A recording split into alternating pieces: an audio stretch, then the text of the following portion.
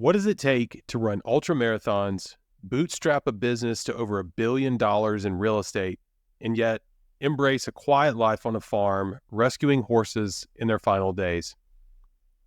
Today, I'm sitting down with Brian Murray, best-selling author, real estate mogul, and one of the most humble and smartest people you'll ever meet. From building a real estate empire to pushing his body to the limit at Everest Base Camp, Brian's story will inspire you to rethink what's possible. So I jumped in my car, drove through the beautiful North Carolina mountains to Brian's horse farm to see for myself. See if we can get this guy. This is awesome, dude. Welcome. Yeah, thanks, man. How'd you get involved in the real estate investing world?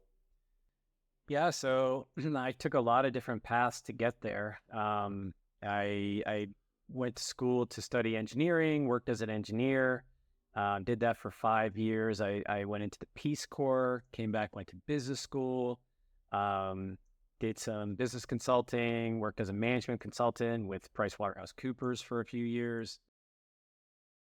Out of the tech sector, worked at a tech startup at the internet boom, and really was working like crazy hours and really was leading a pretty unhealthy lifestyle. And I quit that job and I started to teach. And when I did that, I lost most of my income. And I was trying to figure out a way that I could achieve some of my financial goals while working as a teacher, and that's where real estate came along. And I just was like, wow, I think that would be fun. And, it looked like fun on HGTV. Started reading the books and started researching and underwriting properties and pretty much did a lot of self-education. I really didn't have a mentor, and I started putting out offers, and I didn't have a lot of luck. And then I learned a lot during that process, even though I wasn't buying. I was making offers and I was meeting realtors and I was doing all that. And I started to learn about creative financing. And so I started to look at properties that were bigger than ones I had looked at before.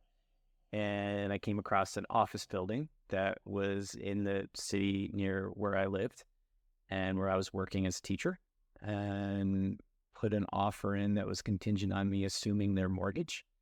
And that was my first property. It was a 50,000 square foot office building. So not a very traditional way to start with that type of property, but it seemed more straightforward, I guess, than I would have expected. Like the things that were wrong with it to me looked like things that could be pretty easily fixed. Just kind of some common sense things that it was just completely neglected. And so I felt like I could step in and make that property work. And it took a lot of work, but I got it there. I remember a story in your book about there was a maintenance guy that was like hanging out in the back. Something. Was this that property? Yeah. Nice. Yeah, there was a full-time worker there, and as many times as I visited that property, I could never find him. I mean, it turns out they called an annex building that was out back, and when I discovered that he had a wood shop out there and would do his woodworking when he was supposed to be working on the property. Awesome. And he had it all decorated with his nice pinups and there. And I said, you know what? That property was losing about $50,000 a year when I bought it. And if I got rid of him, I'd be profitable on day one. So you didn't keep him very long. No, he lasted the first day. That was pretty much it. Oh, man. Yeah. I love it. And I love the story about, you were the owner, you're out there sweeping and cleaning and working on the side, and you were plowing all of your money back into the property. Yeah. That stuck with me because we used the same strategy when we were building our portfolio. For 5 years. We bought distressed properties, got them fixed up, tried to optimize them, tried to get our money back using the BRRRR strategy. And we didn't take any profit. Everything we made on it, we plowed back into the business to grow. And so when we finally did start taking profit, eventually it was a really sweet day. But that delayed gratification aspect is a factor that I find that a lot of successful real estate investors have, which I've always admired about you, because you were doing that. You're now on this beautiful ranch, got horses, got over 100 acres here, got this beautiful cabin. but that's a product of you delaying gratification all those years when you were plowing your profits back in. So what's been your strategy to build your real estate portfolio? How have you been able to do that? So first of all, I appreciate that. I wish I could say I set out to do it that way, but I didn't. Yeah. I wanted to boost my income, and that's why most people get into real estate. Yeah. But it also became so clear very quickly what a cost it would be if I pulled money out. Yeah. And there was so much opportunity there that I just couldn't do it. Like I saw like, hey, if every penny I could put back in, I knew it was going to be worth $1, 10 years down the road. And that proved to be the case. And so I did manage to make ends meet on my teacher's salary for almost a decade. And I used mostly creative financing. I did basically the Burr method, but with commercial properties. Yeah. My approach was basically to find properties that were neglected or had untapped potential, purchase them, fix them up, get the occupancy up, do a cash out refi, and use that cash for the next deals. Yeah. So it took me about 3 years to get my second deal. And then once I did a cash out refi on that one, then I got 3 more, and then it just grew from there. And so the first decade was really growing a portfolio organically. I didn't raise any capital.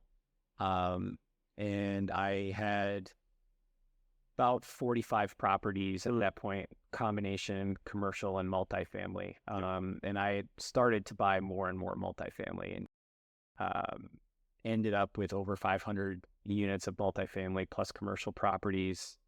And at that point, I really felt like I needed to expand, do something different, grow in a different area. And over the course of about 2 years, I started to get involved in syndication. And it was actually at the same event that I met you, where I was planning to go all in on syndication and start my own company. And it just so happened that Brandon Turner was planning to do the same thing. And we were at this event together, and we were comparing notes, and we were talking about, hey, I'm going to do this with apartments. He's like, oh, I'm going to do the exact same thing with mobile home parks. And we were at the exact same stage where we were starting to look at properties, plan out our teams. And he had this idea. He's like, well, what if we combine forces? Like there's a lot we could do. And, long story short, I agreed to do that. And we, I helped him launch Open Door Capital. And Ryan Murdoch was there as well. And the three of us kind of kicked things off that summer and didn't look back. So it was full bore from that point. That was over 5 years ago now. And we've purchased over $1 billion in properties through Open Door Capital. Actually raised over $400 million. Oh, man. So what's the portfolio value right now if you were to estimate? For Open Door Capital? Yeah, just the Open Door Capital. We track it as based on purchase price. Gotcha. So okay. It's probably close to, we purchased over $1 billion. Over $1 billion. So, yeah. That's amazing. I mean, it's amazing to raise, and y'all raised a ton of that in 12 months, right? And was it around 2021, 2022? Yeah. I mean, we did some really big deals in those years. Yeah. Especially once we jumped into the apartment space, and we partnered with a company called Disrupt Equity. Oh, nice. And, purchased a lot of apartments as well as the mobile home parks. Yeah, that's amazing. We also have some self-storage now. Oh, okay. Yep. I think I remember seeing something about that recently, a post about that. So going into self-storage too. Yeah. That's great. Yeah. That's awesome. Yeah, I remember back then, Brandon was really wanting to do mobile homes. Mm-hmm. And then that kind of transitioned over into multifamily, now self-storage. Do you see more opportunity in self-storage right now than these other two asset classes? Yeah, I mean, we found some great opportunities that we got excited about in the self-storage space, especially like partial lease ups and things where you got some decent value add, and we were finding better returns available than we could find in the multifamily space right now. So yeah, that makes sense. Yeah, so we made that shift, and we've also rolled out a couple of funds where we have a blend of assets to give people a little risk diversification. Nice. Let's talk real quick about you're a best-selling author. Let's talk real quick about your books. Tell us the title of your books, and I'm also going to put that in the description so people can find that as well. But now you've got multiple books. Let's talk about those real quick. Then I want to talk about Everest. Yeah, that sounds great. Yeah. My first book was Crushing It in Apartments and Commercial Real Estate. And that was really prompted by the success of my first company, Washington Street Properties. And I tried to mentor as many people as I could, but, there's only so many hours in the day. Yeah. And, I had kids at the time, and I just made this decision that, hey, I really want to put everything I've learned up to this point into a book.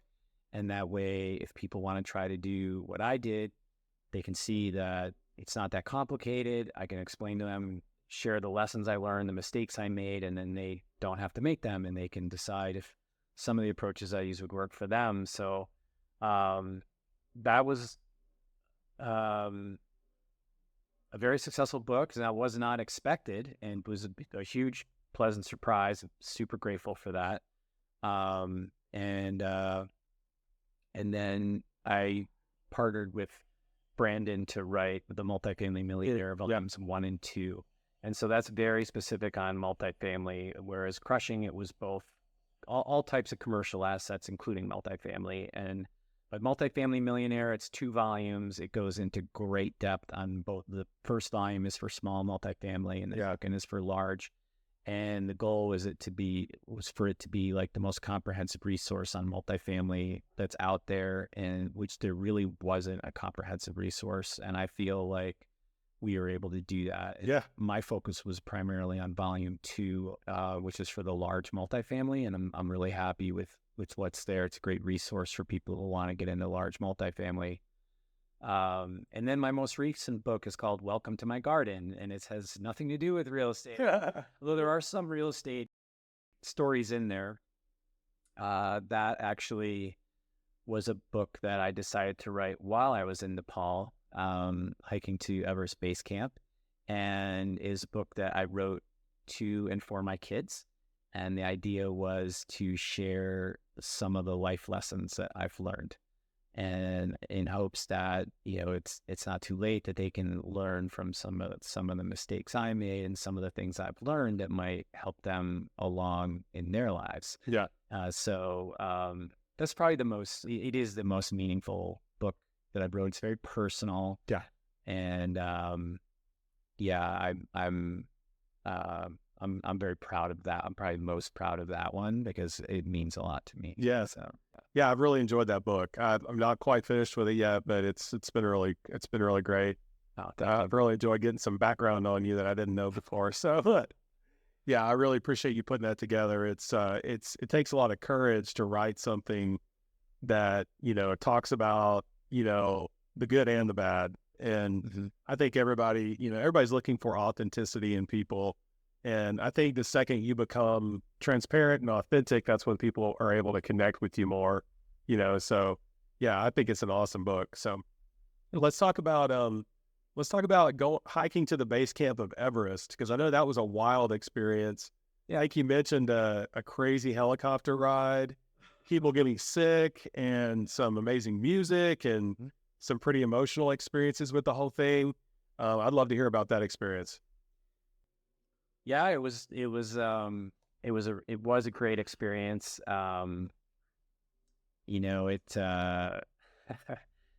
I basically, what happened is there's a person that I followed online. His name's Mike Posner, and I actually was not familiar with his music. He's a musician, and he appeared on the Rich Roll podcast a couple times, and I listened to those episodes, and he talked about his walk across America and his summiting of Mount Everest.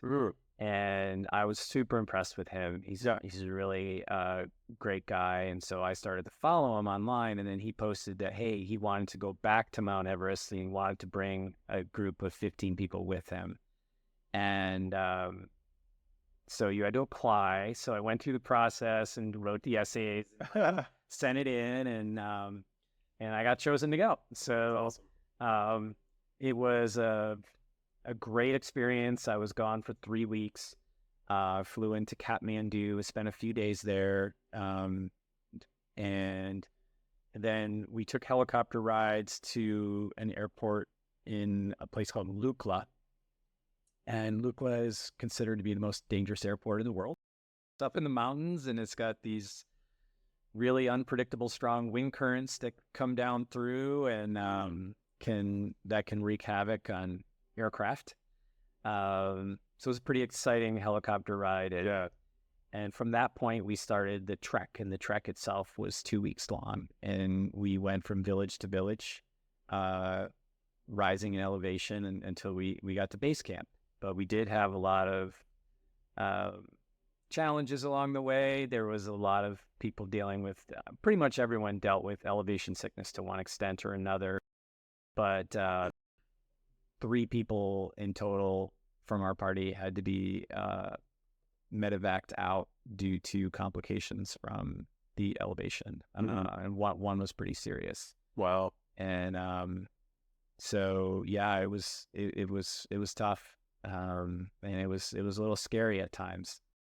One of my roommates actually got cerebral edema, and he really, like, he lost all ability to be coherent, and he got rushed to a clinic and put on oxygen, and I was worried he wasn't going to make it. And they medevaced him out, and he eventually fully recovered, but it took a while, and he had to get medical treatment back in Kathmandu and then back when he returned home. Wow, So, that's crazy. Yeah, but overall it was a beautiful experience, and Mike Poser was awesome, and I got to be good friends with him, and I have a lot of respect for him, and it was really cool because he did perform some acoustic concerts along the way. And he even did some songs at Everest Base Camp, which might not sound like much, but it's challenging to breathe at that elevation. And so we kind of tagged it the highest elevation the highest concert on Earth. So it was he was able to perform right at Everest Base Camp, and that was super cool. So that's amazing. How does one train for something like that without being at that kind of elevation? Is there what did you do to prepare for it? I didn't have to do that much, mostly because I trail run all the time, and so you're developing a capacity to deal with lower oxygen supply. There's also a medication that you can take to alleviate the symptoms that I took that helped, and they stage the climbs so that you go up and you come back down, and they do it in a methodical way to help alleviate that. But I didn't have to do anything really beyond that. And I did have some elevation sickness, but it affected my sleep and my appetite, things like that. Mm-hmm. I lost my appetite, and it was hard to sleep, but I did much better than a lot of the other folks. What does elevation sickness feel like on a hike like that? Are you just foggy, fuzz-lit, or yeah, is that? I mean, it could present in different ways for different people, but yeah, you might feel lightheaded. Nausea is very common. People might throw up. You could start to have confusion. But it's something that you need to be really careful of and be aware of. But overall, even with the complications, and even the people who went back sick were glad they did it, and it was a beautiful experience, and the people were wonderful, and the villages along the way, it was so beautiful, and it was a very spiritual place too. We stopped at a lot of temples, and there were some monasteries along the way. And, that was a big piece of it too. And frankly, it's just great to be disconnected from electronics for a couple of weeks where we don't have a cell signal. And so when we would stop in certain places, I would try to get like a SIM card where I could upload some stuff for people to see, but I hadn't been that disconnected in a really long time, and it was really healthy. It really is. It gives you a chance to reflect and think about life and help you get your priorities straight. Yeah, I love that. Yeah, I was following along on that whole thing, and that was amazing. I mean, just seeing those pictures, it was like breathtaking, Yeah. And I remember you mentioned that trip changed you. Like, what changes do you feel like that had on you, and are those still sticking with you today? And tell me more about that. And you said it's a very spiritual place. Like, what kind of impact did it have on you? So, yeah, that's a great question. And even when I got back, I felt different, but I wasn't really able to answer that question very easily. I pinpoint it. And what I landed on, the more I thought about it, was that leading up to that trip, like even in the couple of years prior to that, the nature of like the books I was reading and the things that were a higher priority for me were evolving, and I was growing as a person. I was becoming more spiritual. I was becoming interested in different things and just evolving as a person. And what I think happened when I spent that time in Nepal is it gave me a place to accelerate that. Yeah. And so I feel like what it did is it was a path I was already on, and it just pushed me much further forward on that path. And I was able to move forward in 3 weeks what maybe it would have taken me a year. Right. And so that's kind of like, I don't view it as transformational, as like I was headed in this direction and then that moved me there. I view it as I was marching along this new path for myself, and it just accelerated it. And then I came out the other side and I realized, hey, it's time for me to make some even bigger changes in my life that'll bring me more peace and happiness, going forward. Yeah. So tell me about those changes. Like, what changes, if you're willing to share that? Yeah. Because I think, for me, there's being successful in business. There's being successful with friends and family. There's being at peace internally. There's having adventure. There's, striving for always achieving and pushing yourself. You seem to have done a lot of that. And you have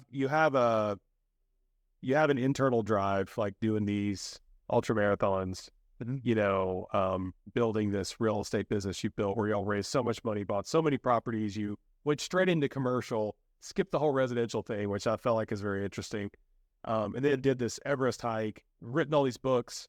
You're obviously driven more than most, and but you're yet humble, and you're, you got this beautiful farm out here with horses, and you got quietness, and you seem like you're operating from a different set of standards than most people. And so I'm just curious, on your thoughts on all that. Well, thank you, first of all. Yeah. It's kind of you to say.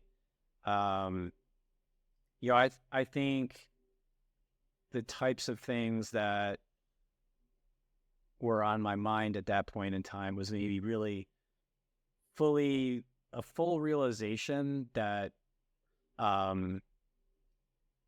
like material possessions or achievements or like wealth, fame, anything along those lines was not going to bring happiness. Yeah. Like maybe revisiting, say, what are the motivating factors behind, the things that I did, and were they all healthy? And so some of these, things aren't clearly black and white. I take a lot of pride in a lot of the things I've done, but I also spent a lot of time thinking that, hey, once I do this, or once I reach this point, then I'll be happy, or then things will be different, or that, and that's a myth.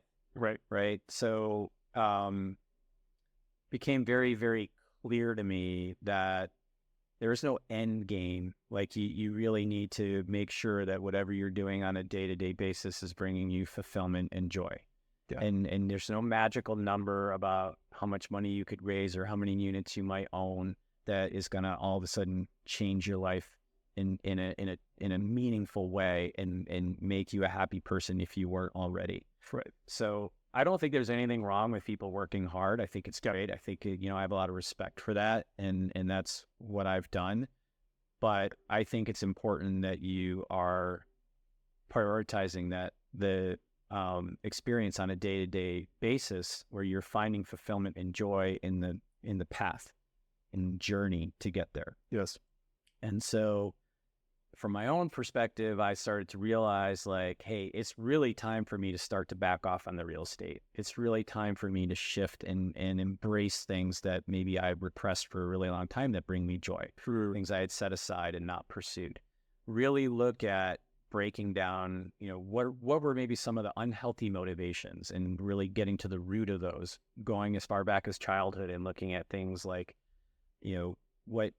how did that affect me and how does that impact, what I'm doing today, and make sure that I'm doing the best I can to be my true self and true to myself going forward and living the best life that I can for me. Yeah. And so that meant making some changes. And one of those changes brought me here.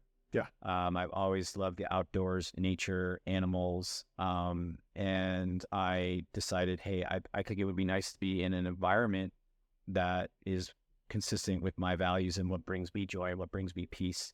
And I don't think we talked a little bit earlier, and I mentioned that I don't think a place can make someone happy. I think that has to come from within. And I think a lot of people just assume, oh, if I lived in this beautiful location, I lived on this beach or I lived on this mountain, then I would be happy and everything would be wonderful. And this is not the way things work. I've had the opportunity to live in enough places and travel to enough places to recognize that. But you can also, if you have a specific interest in your life and you have certain values and you can find a community or a location that you're comfortable in, I do think it can be a platform for you to work from, but you really have to find that peace within. It's not going to magically come because you're in a particular place. Yeah. But yeah, those were some of the some of the pieces, and there's just a lot of like accelerating just some of that self-examination, like really like wanting to ensure that I live a life true to myself and who I am, and a lot of the material type things cease to have meaning. So what have you identified that does bring you peace and joy? That's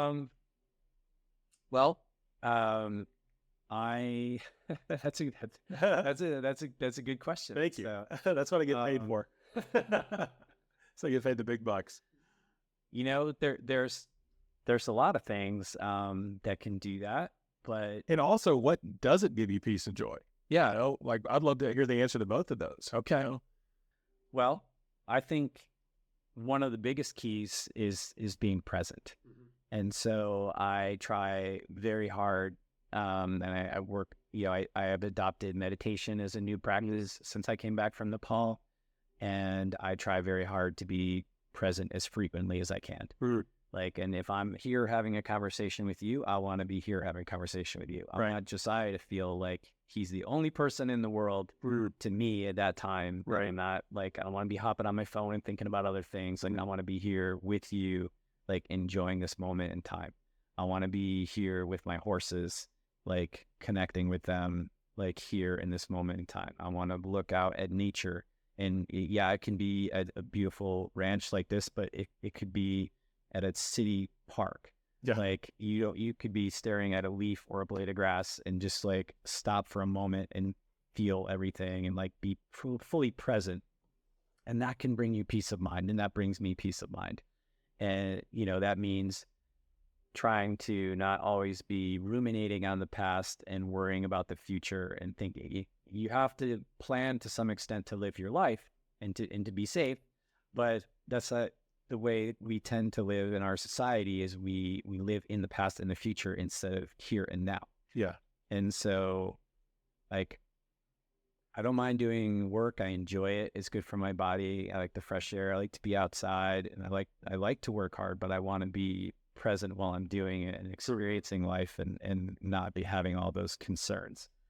So yeah, I think, yeah, I still love to challenge myself. I do enjoy getting out on a trail and going for a long run. Like, pretty much every weekend, I find a trail up in the mountains and disappear for a few hours and just go run and hike and, try to, I've also learned how closely interrelated everything is in life. And it's not anything new, but what goes into my body, how I treat myself in terms of self-care, both physically and mentally. Now I'm very in tune now with how my diet affects my mood, or how much time I spend outdoors, or how much sleep I get every day, and how that's all related. I have a gratitude journal and practice gratitude every morning, first thing when I wake up and last thing before I go to bed. And so I just adopted these practices. They're designed primarily to, like, be grateful, be present, recognize that you get meaning from your life on a day-to-day basis. You're not going to get meaning for some far-off thing that you're striving for that's 5 years from now, 10 years from now, 20 years from now, that frankly you may never get to, or not, you may or may not, and you just don't know. Yeah. But, I've known plenty of people who had that big goal and they died along the way, and they were miserable every day up until they left this world, thinking that when they hit some magical destination, everything was going to change, and they never got there. Yeah. So, that I'm not necessarily a fan of the like live for the day, like, because I think that unfortunately comes with some connotations that people will interpret that and be, very irresponsible. But I think, living in the moment, living in the present, you can still make sacrifices for your future. You can still work hard and achieve great things that you can be proud of, and you may have, some of those material things that you could still strive for, but you gotta be present and, like, enjoy and find meaning in those day-to-day things as well. Which I think, a lot of people don't think you can do those two things. Like, you either need to be, like, partying and drinking, or like all, like, last day on earth, Right. or they're thinking you got to sacrifice everything, Right. like, be miserable, Right. And I don't think that's, I don't buy that. Yeah. So there's a false dichotomy. There's a harmony there, right? So what doesn't bring you joy? What did you decide on that trip, base camp of Everest? You're sitting at the bottom of Everest, and you're like, I got to change some things. What were those things? And I guess, how can people that are further back in their journey, adjust their life to have the best life they can have, and learn from your lives in that way? I think that a lot of it has to do with, like, understanding what your true motivations are, right? So why are you doing what you're doing? Right. So are you, building a large social media following? What's the purpose of that? Like, are you doing that because you need the likes and the things that are, like, to validate yourself? Yeah. That validation should come from within. That's not healthy. So you want to make sure you're doing things for the right reason. Why are you building a real estate portfolio? Is it are you driving really hard building in real estate because you feel like you're not enough? Like, you have to prove something to somebody? That's not a good motivation, right? Doesn't mean you need to get out of real estate, but maybe you need to revisit why you're doing it, right? Maybe you need to reframe it and be like, hey, this, have some purpose and some meaning that will bring you fulfillment. Yeah. And it's not just for the approval of others. So I think that answer would be very different for every single person. So that's why I'm trying to, think about, for me, I think I was pretty much done with the day-to-day aspects of real estate. And what I realized was that the parts of real estate that brought me joy at this point was helping others. And so the way I help others are through some of the mentoring that I still do. For instance, with Open Door Capital, I'm on their board. And so I provide oversight and guidance and can use my experience to help make sure that the company moves in the right direction for my partners and for investors. But I'm no longer involved on a day-to-day basis. And that's a good thing for me. Yeah. Because when I was involved on a day-to-day basis, I was kind of going down that rabbit hole of like really long, demanding, stressful days. And you can only do that for so long. You need to be careful and keep that in check and keep your life in balance. And when your life gets out of balance, you don't want it to get to a point that you've hurt yourself or hurt others before you correct it. Right. But most people need to crash before they drive more safely. Yeah. And that's unfortunate, especially when it's your health or your relationships that are casualties. Yeah. So, I think for me, it was kind of across the board. I went to one step further in terms of self-care in different areas of my life and just trying to be the best person I can be. I've spent a lot of time reading, especially books related to spirituality and, adopting some of the practices that I mentioned and, just trying to shift and do things that just felt good and just felt good for my soul. Yeah. And I try to really hone in on your intuition and like what feels right. And what doesn't feel right. Yeah. Yeah. Yeah. I mean, for me, like spiritual balance is a must. You cannot sacrifice your spiritual balance or your worldly pursuits, and it reminds me of, in my own faith, there's a paraphrasing here, but it's like, what good is it to gain the world but lose your soul, right? And I experienced burnout from what I was doing, where we were working so hard building this real estate thing. I was spending all my time on it. It was stressful, doing a lot of content, networking, all these flips and burn properties and all this stuff. And it's just like, eventually I just wore down and I was just burned out. And then my health was suffering. I wasn't eating healthy. I wasn't exercising enough. On top of that, I was way too stressed, and that does a number on you. Yeah. And so, one thing I've learned from all that, and also you're saying the same exact thing, is like balance is where it's at.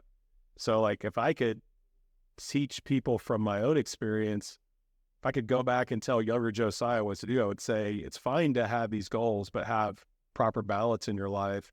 And that means like actually really watching how you're doing spiritually, physically, all those things other than just your goals, because when those other areas suffer, it's not worth it. Yeah. Right. Yeah. And I mean, you have ownership at over $1 billion of real estate, and you made the adjustment to like back off and have more balance and do, focus on spiritual growth and meditation and things you enjoy more. And that makes total sense to me, because, in my own life, I've achieved financial independence through real estate, but I'm also in the same boat. Like I kind of at a fork in the road. I could keep trying to get more real estate, or I could go do what I feel really passionate about, which is, the next part of my journey, which is this other type of content around travel and adventure and telling people's stories, kind of like this. Yeah.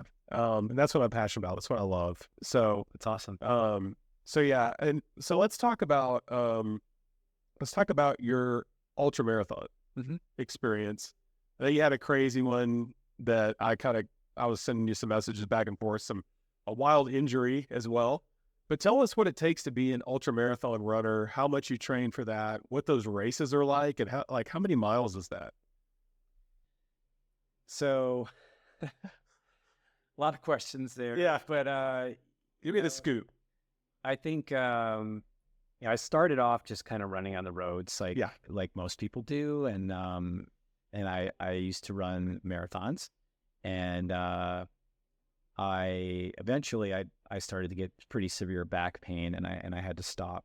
And I actually didn't think I was told I wasn't going to be able to run anymore. The the back issue got progressively worse. I had over a year where I had to sleep on the floor on my back. But I eventually found a running clinic and a physical therapist who helped me recover. And it was around that time that I decided to start running on trails.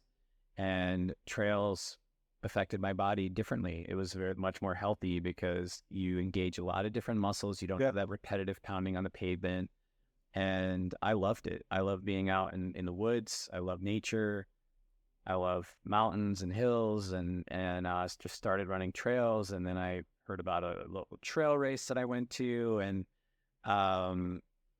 as I ran more and more and kind of started following that community, I found someone I was following online who was talking about this program called Becoming Ultra. And Becoming Ultra is a program that chooses some amateur athletes who are going to do their first marathon, ultra marathon, and they match them up with professional coaches. And then in exchange, you have to chronicle your journey. And you go on their podcast and talk about what you're experiencing, and you have to do a certain number of social media posts every week. And I applied to that program, and I got in, and that culminated with a 50K, which was 31 miles in the mountains on trails. It was super challenging. I finished, didn't think I'd be able to run one more step. It was crazy.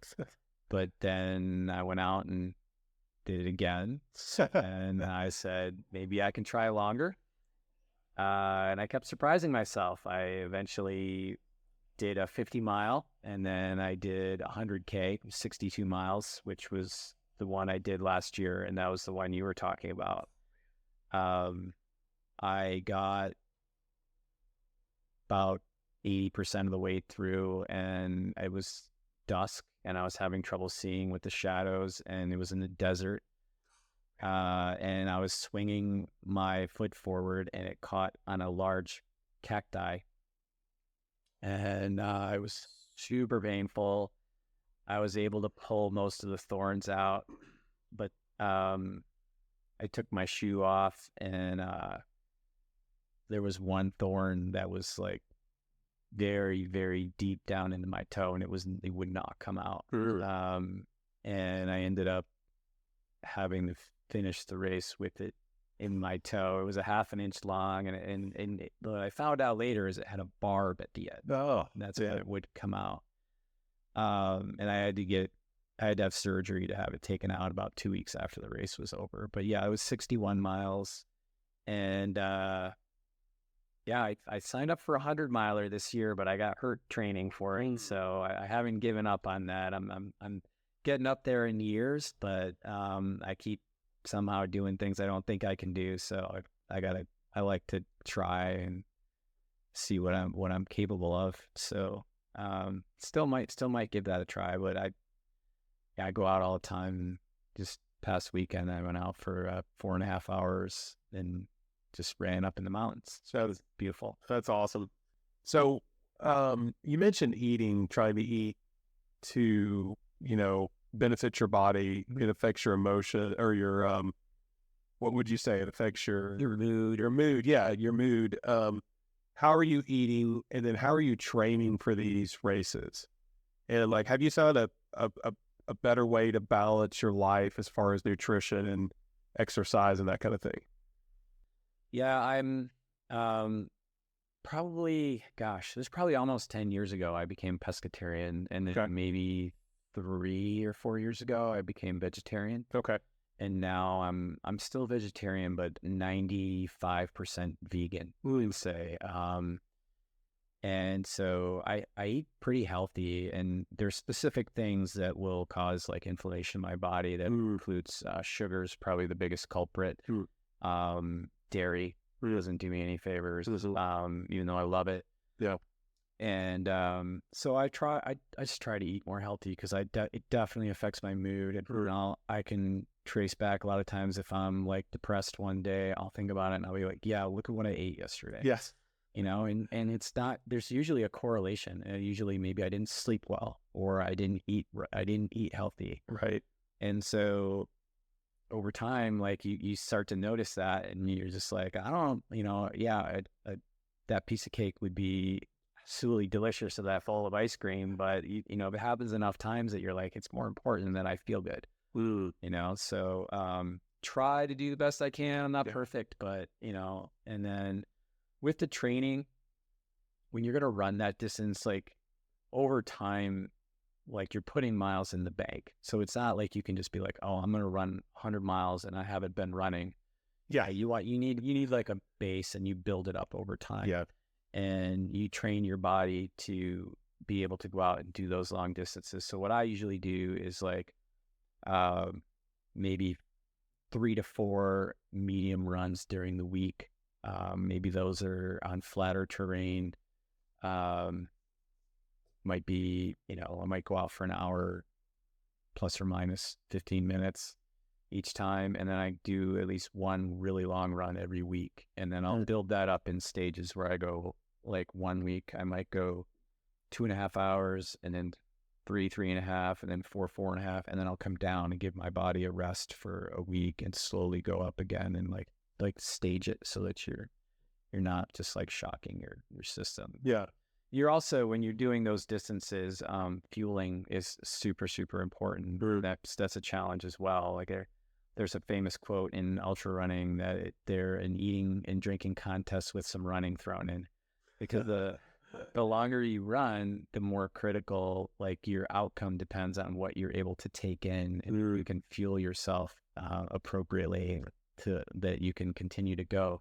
I mean, that's where, you get 50 miles in and everything is different. And a lot of it is, well, how much were you able to take in those first 20 or 30 miles? Yeah. Your body gets pretty depleted. Yeah. My closest experience to that was a half marathon, and I didn't train enough for it. But then the next closest thing was hiking on the AT, when we were doing 25-mile days on a regular basis. Yeah. But it took a couple weeks on the trail to get our trail legs to be able for that to be a normal thing for us. At first, it was miserable. Yeah. And, people always ask us, well, how do you need to train for it? I'm like, the only way you can train for it is by doing it. Right. Because it's like, 20 miles a day, you really need to go hike in the mountains 10 to 20 miles a day to get ready for it. So it's like, best way to train is just go out there and do it. But, what would you advise to someone that's wanting to get into ultramarathon running or wanting to get healthier? Like, and how do you fuel it? How do you get enough calories on a vegan diet doing that? Because, you hear you need this much protein, you need, a lot of people are, I know vegan, you're avoiding certain things, and obviously not doing dairy either. I also try to avoid dairy. And I find it challenging to be able to find the right things to eat sometimes, especially like if you're on the road, like 99% of fast food places, it's like, can't even eat there. Right. Yeah. Yeah. Like, what kind of advice would you give? What piece of advice would you give people about being the healthiest they can be, and, training to do these long type, I would say to look at small lifestyle changes and go little at a time. Yeah. Right. So, cut back on the sugar. Yeah. I mean, there's you could take little steps in like if there's one little thing that you can change and have a substitute for that. Yeah. And just over time, you just move it. I think where people run into problems is like fad diets or short-term things. They're not sustainable. People don't look at it as a lifestyle change. You're like, well, I'm going to do this for 2 weeks, or I'm going to do this for a month, and then I'm going to get the weight that I want, and then I'm going to go back to my old ways. Yeah. And what I would rather have people do is like make some small change that's sustainable, that is a lifestyle change that you're not going to, it's in running, it's really the same thing. If you want to do ultra running, like the best way to go about it is make a long-term commitment where you're going to make a lifestyle change. You're like, I'm going to spend more hours on my feet every week. I'm going to walk more. Whether you could run or walk, you get the same benefits from walking or hiking as running. It just takes you a little longer to cover the distance. And so, it's just like what I talked about with the real estate. It's the exact same thing. You have to find the rewards in the day-to-day. It's not always easy. You go out for a run, it might be hard. You might feel sick, and you might be like, oh my God, it was so hard. But I don't think almost anybody ever goes for a run and then doesn't feel glad they did it afterward, even though they feel horrible when they're doing it. And the more you do it, the less horrible you feel when you're out there. Right. But it still can be really hard. Like I've been running for decades, and I still, like yesterday, it was super hot and went for a hard run, and it was really hard. It didn't feel particularly good, but when I felt done, it was very fulfilling. I felt the sense of accomplishment. And so what you don't want to do is, it's just like, a running race is just like hitting a certain achievement in real estate. Yeah. Right? The race is like, you get there and it's not like anything's going to change. All these things can go wrong at race day. The real accomplishment was everything you did to get there. Right. Because you put in thousands of hours or hundreds of hours of like training and working your way up over months and months and months. And then you need to feel good about it every single day that you get out there and you do it. And so if you approach it that way, you're like, I'm going to do a lifestyle change. I want to get outdoors. I want to feel healthy. I'm going to do this. I'm going to feel good about myself every day as I go. That's great, because then you're getting those rewards like intrinsically on a daily basis, instead of being like, well, no, I'm going to suffer every day by running, and then eventually I'm going to get to race day, and then finally it's going to be over, but it'll have this glorious day and it'll be life-changing, but then I'm going to go back and I'm not going to ever run again. Yeah. Like that's not going to get you there. Yeah. Right. And that's not the way you want to live your life. Right. It's just, so it kind of goes back to that, hey, you can strive for things, you can work hard, you can, but be present and take fulfillment on that and the day-to-day aspects of it. Yeah. And go in small steps. Don't try to change everything overnight. Like, I just feel like that's where people fail. Yeah. They're going to be like, I'm going to completely overhaul my whole life. I'll never eat sugar again. Exactly. Maybe you just start off by saying, I'm only going to have dessert, once a week instead of every night. Yeah. Or something like that, where you're going to be like, maybe not eliminate something, but, exercise more moderation. Maybe you look at something in your diet that you can find a substitute for. And I don't have any problems getting enough protein or things, even on a vegan diet. I think that push for protein is a little, there's a lot of mixed feelings about that, but I think it's a little overrated. I actually have a guy I met who, he's a fruitarian. Literally. And hasn't eaten anything but fruit in 17 years. Wow. And he's ripped. Like, he's really, interesting. And I asked him the same question everybody asks, like, oh, where do you get your protein if all you eat is fruit? And he's like, well, the fruit has amino acids and my body can make its own protein. And he gets plenty of protein that way. Interesting. Everybody's different, right? Yeah. And I'm not sure that'll work for everyone, but you can also take supplements, and so like I actually will periodically drink a vegan shake, and stuff like that as well. And frankly, it's way different to eat as a vegetarian or a vegan today than it was like 4 or 5 years ago. Oh yeah, because the substitute options are pretty darn good. And they may not be the healthiest overall, but you can get a burger or a sausage or meatballs or whatever, chicken and some of the substitute vegan products now are fantastic. And a lot of people are choosing them even if they're not vegetarian or vegan because they like the taste. Yeah. So super interesting. So, best-selling author, built a real estate business, got over $1 billion in real estate, ultra marathon runner, nice person, still have your values intact. You're humble. Like, what drives you to be excellent at what you do? Because you're obviously approaching things differently than most people, right? Like, there's so many people that are doing things and are not doing them very well, and you're doing things at a high level consistently. What is that driving factor there? Is it just wanting to do excellent work? Is it an internal thing where you're trying to reach a certain place with what you're working on? Because it seems like you're approaching things differently than others. I think the answer to that has changed over time. Okay. So, and I don't think everything is like I mentioned this earlier, like clear cut, black and white. Right. Like, this is the thing. Right. I don't think all of my driving motivations in the past have been good ones. Gotcha. Right. I do think there are a lot of good ones. Yeah. But I think intermixed in there was like this need to prove myself, like that maybe I wasn't enough, like I needed to get respect from other people, like I needed to get approval from others, that I might not, like, people might not be able to love me unless I'm like achieving like greatness. And I think there were some very healthy motivations in there as well. Like I've always had a desire to help others. I've always found that rewarding, and that always comes back in positive ways. And so, taking time to serve in the Peace Corps, and there's a lot of things that I did that I know came from a good place as well. But I think there was some unhealthy things mixed in there. And so my answer is changed. So it's like you're kind of like throwing a bunch of things out there, and some of those maybe had a mix of healthy motivations and unhealthy motivations. My goal now is to really make sure I'm driven by things that are healthy motivations, that are that are coming from a good place. And so I really like just being able to influence lives in a positive way. And so, going forward, I look forward to doing more writing. I feel like my writing is a medium that I can best express myself, and I want to continue to be a teacher, and I want to be able to help people, so I can do that through my writing.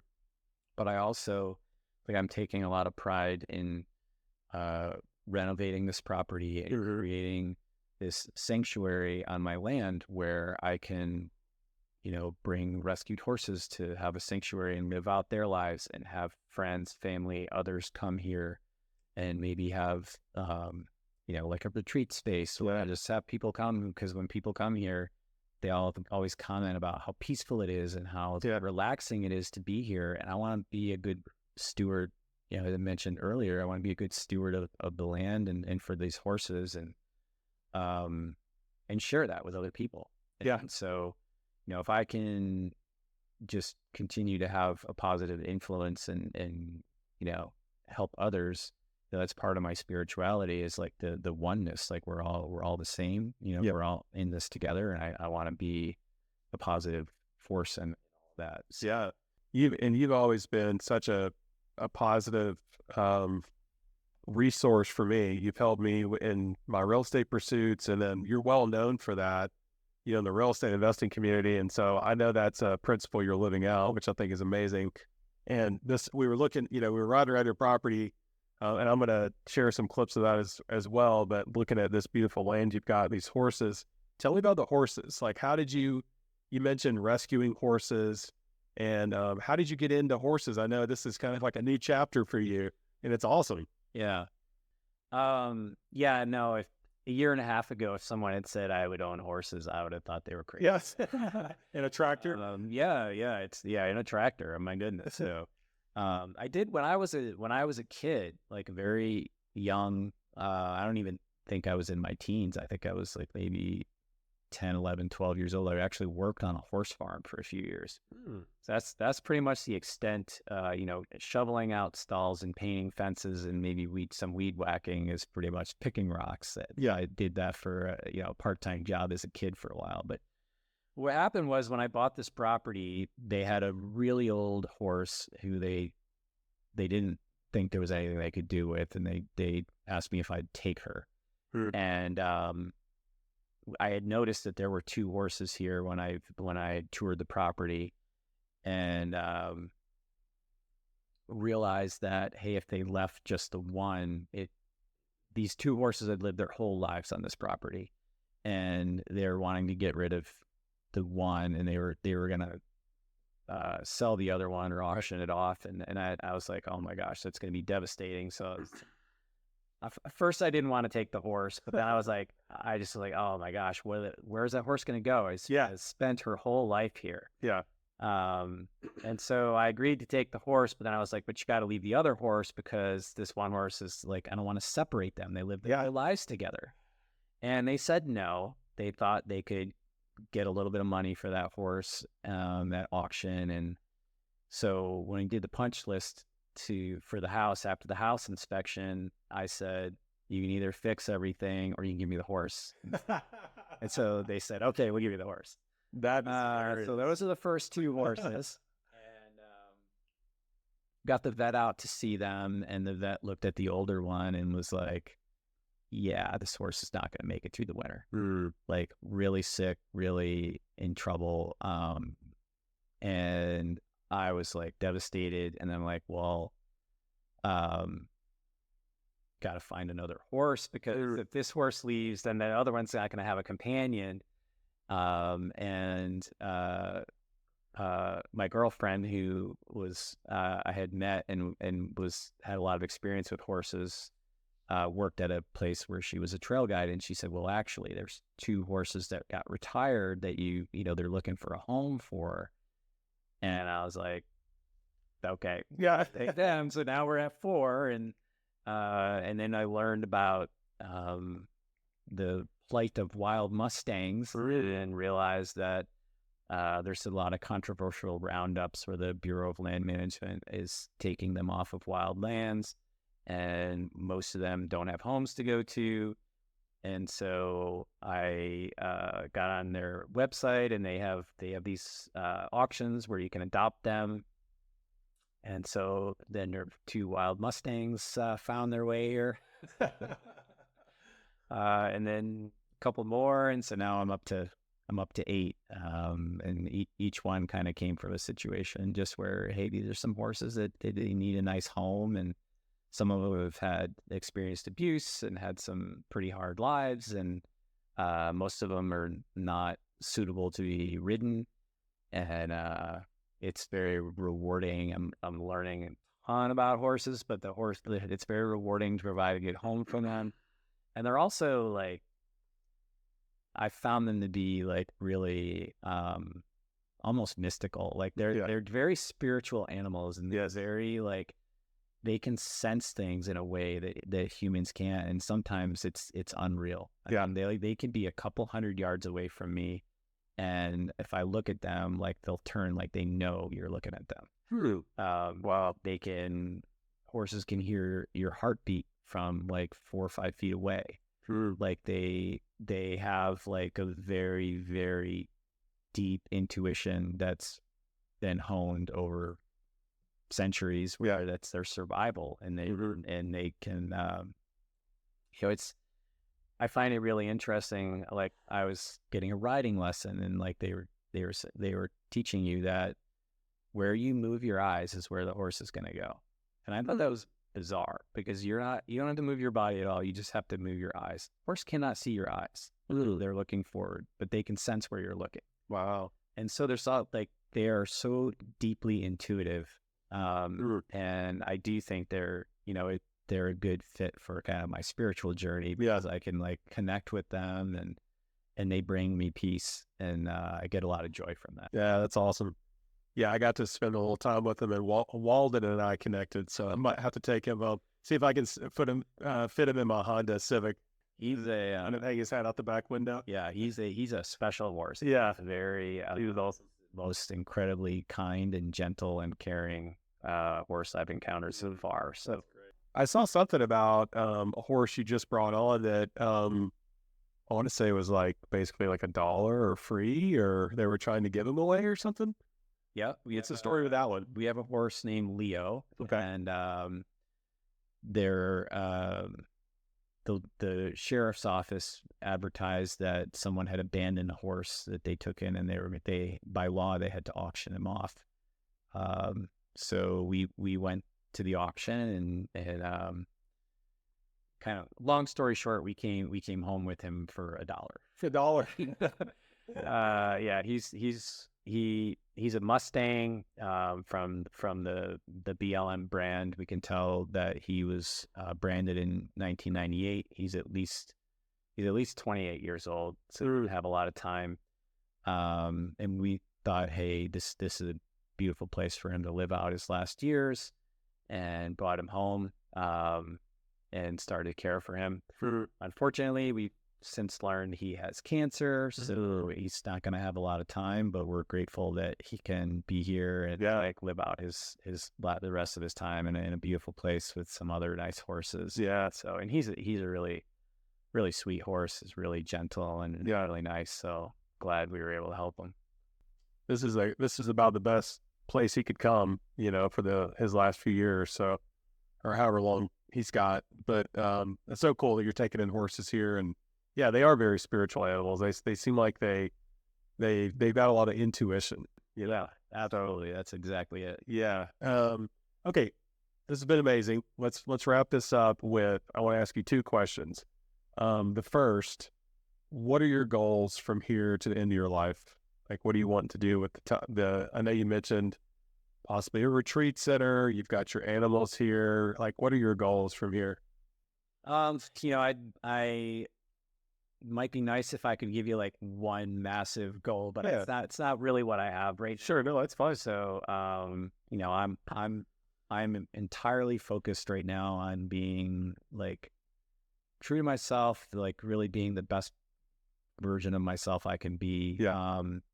And just trying to better myself in every way I can, and to be a positive influence on as many people as possible. And the way I choose to do that is through my writing. So I'm going to continue to write, hopefully be able to do, some more books.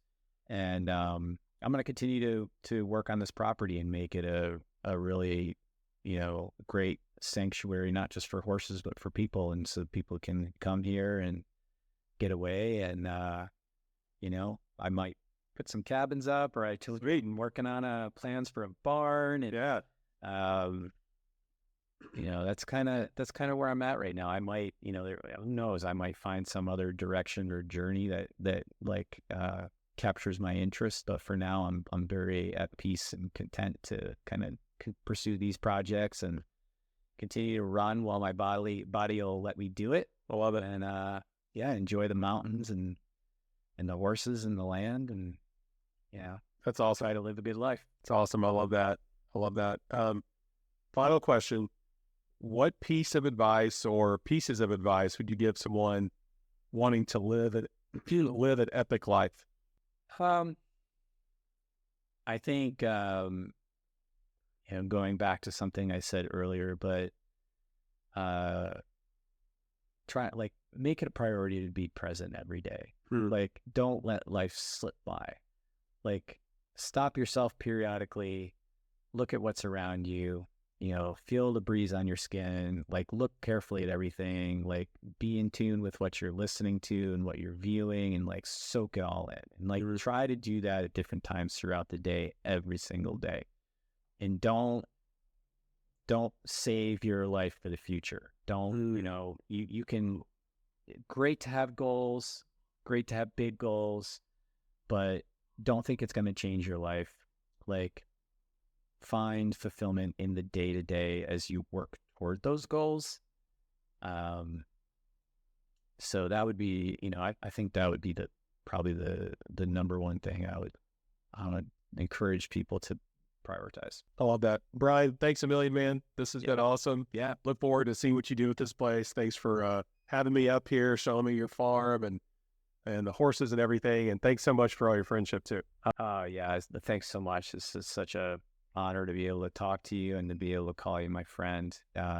Much love and appreciation to you. Absolutely. Tell people where they can find out more about you and connect with you real quick. You could find me. I'm still on a couple of social media platforms. I've got an Instagram account. It's at Crushing It Brian. I'm also on LinkedIn. I'm not always super active on social media, but you can still find me there. Cool. Find some good horse pictures on there. There we go. Yeah, get on there and connect with Brian. Check out his horses, and definitely go get on Amazon. If you're a real estate investor, check out his real estate books. If you just want a really good book on things outside of real estate, check out his other book, Welcome to My Garden, that's out. It's a really great read. And until next time, folks, thanks for tuning in, and make sure and hit that subscribe button, tune in so you can catch more of these. Hopefully we got some good stories coming out for you guys, and thanks for your time. Love you guys. Catch you later.